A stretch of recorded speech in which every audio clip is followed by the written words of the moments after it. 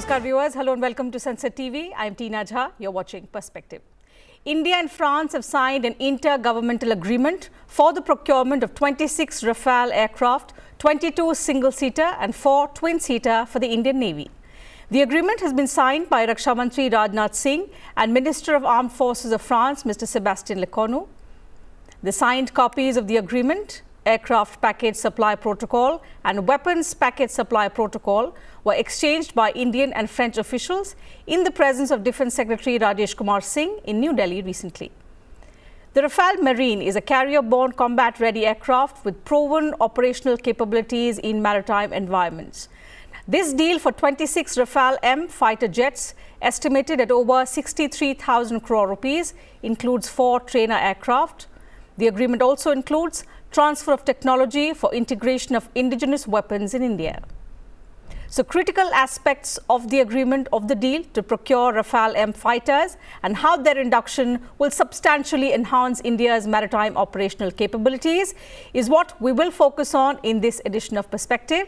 And for this, I'm pleased to welcome 2 distinguished guests who will help us understand the significance of this landmark deal between India and France. To talk about this and much more, I'm delighted to welcome Vice Admiral Shekhar Sinha, retired. He served as the Commander-in-Chief of the Western Naval Command, which is considered to be the sword arm of the Indian Navy, and he also served as the Chief of Integrated Defence Staff. Admiral Sinha, always a pleasure to have you with us on Sansad TV. Thank you very much for your time. Also joining us is Major General Dhruv C. Katoch, retired. He is currently the Director of India Foundation and a well-known defence and strategic affairs analyst. General Katoch, thank you very much for your time. Welcome to the program. Admiral, let me begin the program with your thoughts. Given your vast experience that you have in leading the Western Naval Command and also as a frontline naval aviator, how big a boost do you think these Rafale-M jets will be for the Indian Navy's combat power at sea? It's a big boost, Tina ji. Thank you very much for getting me on your show. I think that the Navy is bound to see a absolutely leap forward as far as the handling of new technology is concerned. It's certainly the 4.5 generation aircraft, which is ahead of the MiG-29K that the Navy is flying right now. It also gives us a full freedom now to have both the aircraft carriers operational, one on each seaboard, one on the western seaboard and one in the eastern seaboard. So that's number one. The second thing is that the reach is more, it is more reliable, the serviceability is good, and the firepower that it has is quite a lot. As you mentioned, that it will also carry the indigenous equipment. I must say that hats off to the French manufacturers, Dassault, so that they have given you entry into their, what is called the IPR of the military bus bar, so that you can fix your own equipment in that. So I can talk about it a little later. Sure. And why America, didn't agree with this in one of the earlier deals that we were in conversation with the Americans is something that we will also discuss in due course. But General Katoch, your perspective, and especially from a strategic point of view, if we would understand, how does this deal help India strengthen its position in the Indo-Pacific region, particularly given the growing presence of China in the region?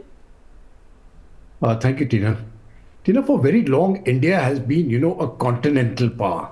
And every time when you looked at the map of India, the gaze would be northwards, at the mountains and at our land borders. I think about 10 years back, that strategic shift has taken place in thought when you're looking at the map, and you're looking southwards. That means imagine yourself standing in Chennai, looking south at the oceans, and then you are seeing both the seaboard, the western seaboard and the eastern seaboard. And you see that vast expanse. Now that is the expanse which I think India is now looking at. It is vital for us. I just want to give one perspective. The Prime Minister has declared in his vision document that by 2047, we will be a $30 trillion economy. Now that of course means that India will be a reasonably well-developed country by that time. To do that, it is critical that, to reach that level, it has to be through trade. And the trade, that means your primary effort now has to be on the sea lines of communication.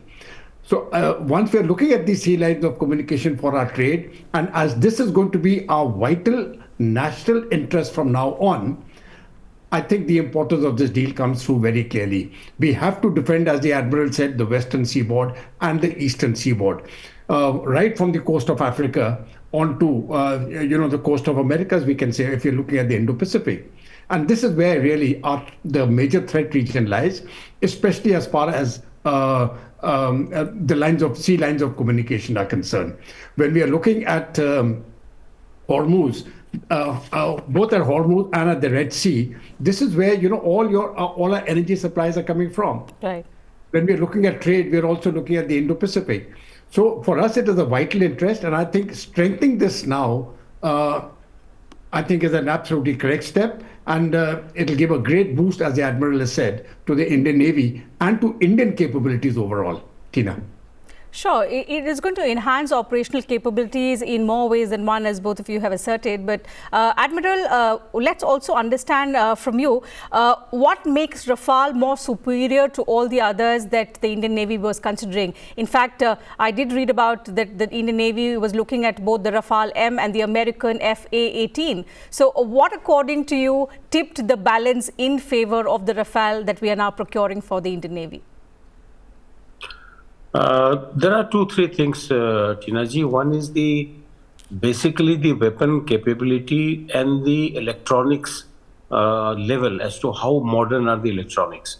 So the Rafale-M is way ahead of the F-18. I have had the good fortune of flying few sorties in both of them at some point in time. And also, F-18 is a much older aircraft. In fact, if India doesn't buy it, slowly you will find that they will get replaced by the F-35 in America. So we don't want to land up with another old hull and carry on with it without any upgrades. That is number one. The second thing is technically, technologically, Rafale-M is an advanced aircraft. For example, the fusion of the data into the aircraft system is so good that you can't believe. You can have a radar picture coming from 40, 50 miles, getting fused into the system of aircraft weapon system, and you can see the aircraft blip on your cockpit on the front glass. Now this is amazing. F-18 doesn't have all this. Number one. The second thing is, the aircraft was designed. Rafale-M was designed to operate from the deck. The first version to be made was Rafale-M, and this is the first export to any other navy other than the French Navy, whereas the land-based aircraft has flown from many other places. Third thing is that we are already flying. We got 36 of these Rafale with the Air Force, and therefore the logistic support and supporting this aircraft for maintenance is going to be easier, and so will be the training, advanced training.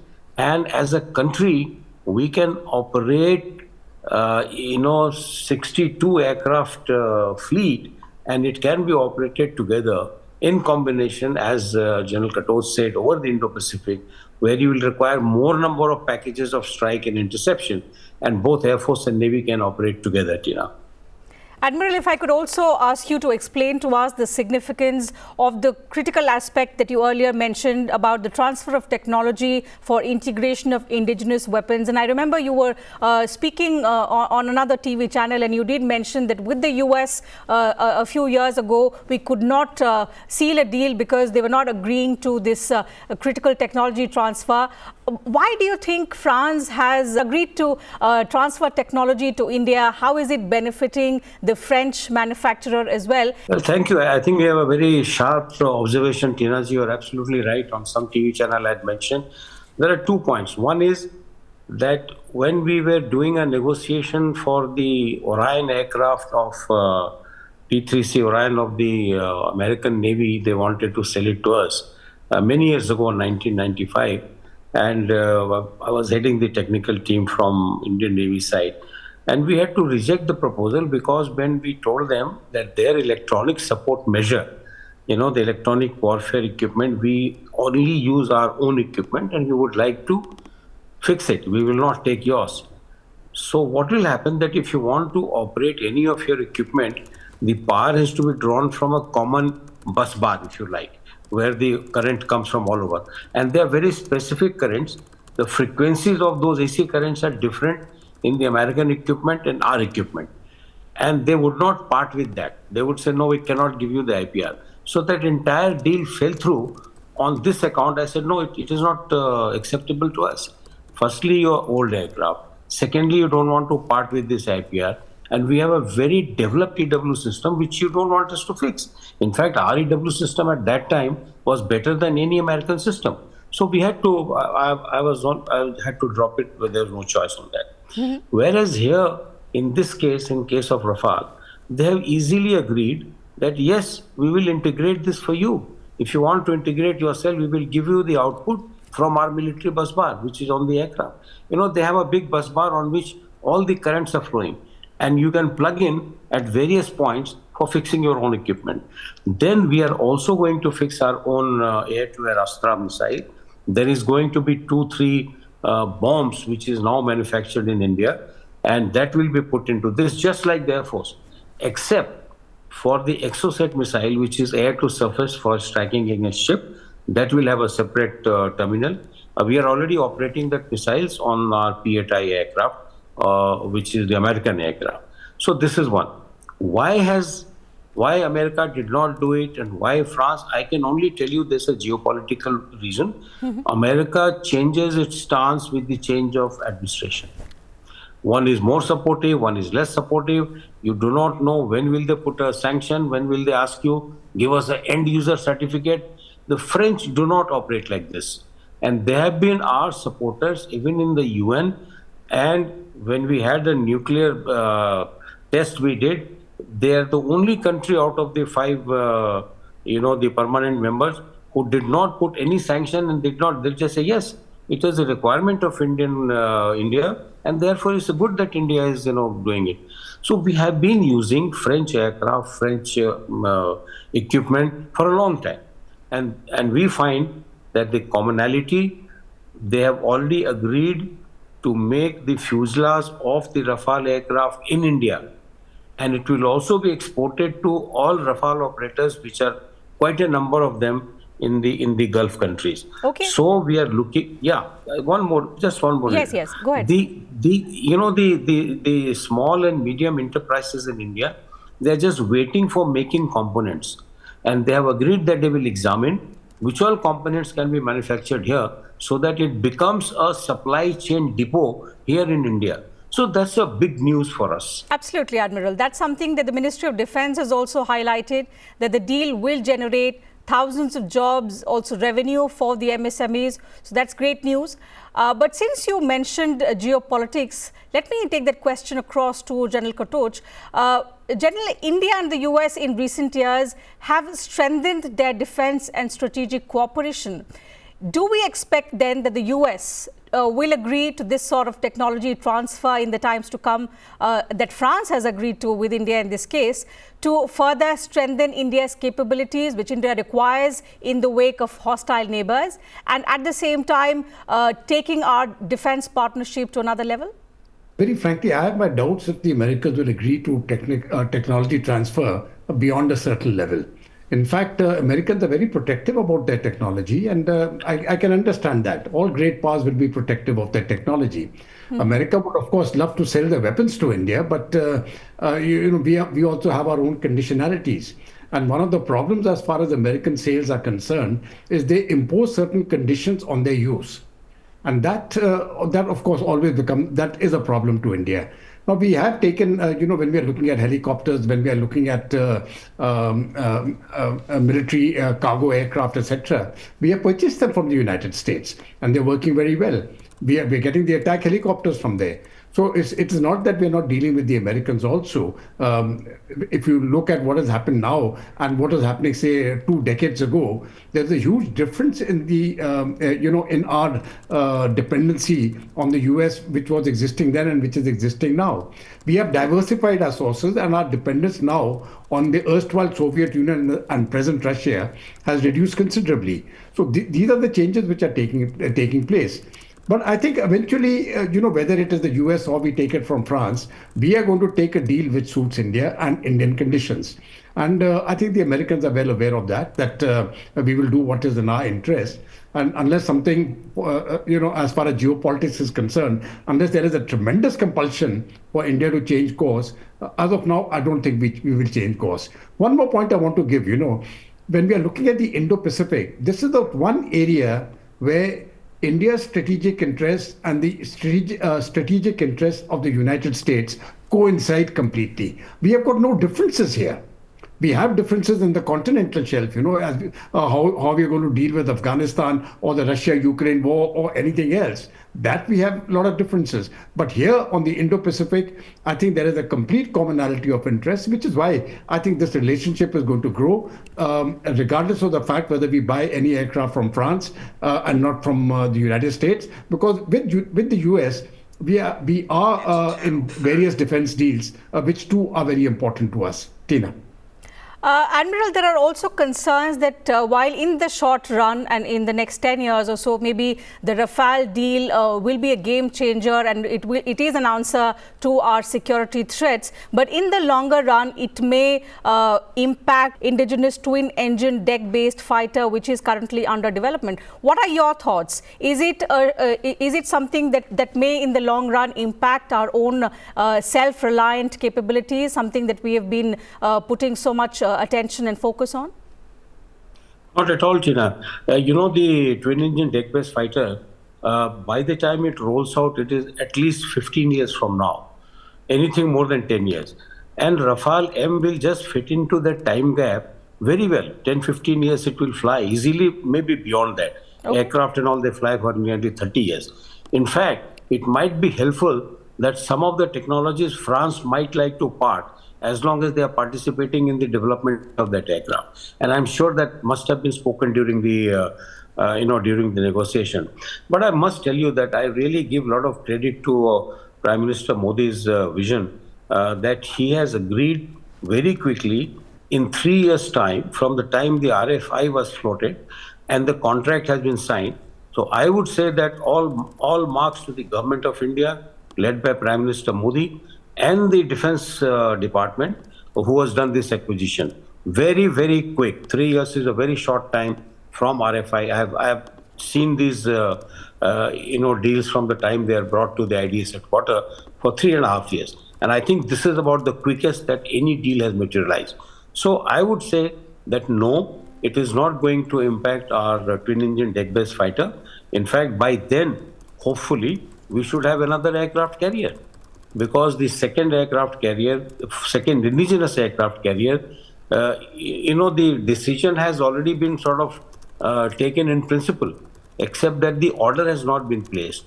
It has not been placed because there are in some quarters, the Navy wants a bigger, heavier carrier, which will be about 65 or maybe 80,000 tons, so that we can carry more number of aircraft.